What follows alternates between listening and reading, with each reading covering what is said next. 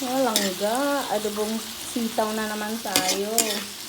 Nagisa ko na yung dalawang atay, sibuyas, bawang, at iyan na ang ating sitaw. Titimplahan na ng ating kapatid. Timplahan mo na ba?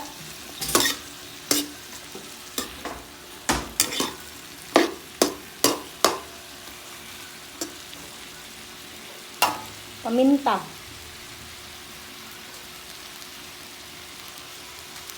Lagyan muna natin ng magic.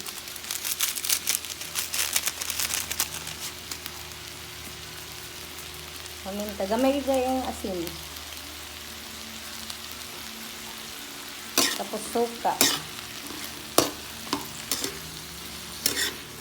Ito may kamatis pala yan mga langga. Kasi mura lang ang kamatis. At may siling mahaba.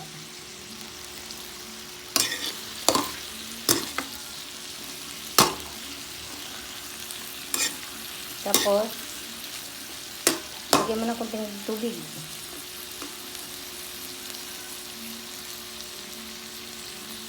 O yan, daghanan mo na. Di na natin asinan.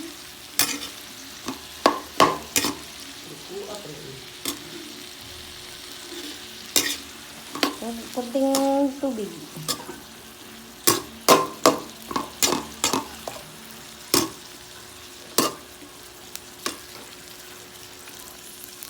Okay, mga langga. Takpan na. At maluluto na yan.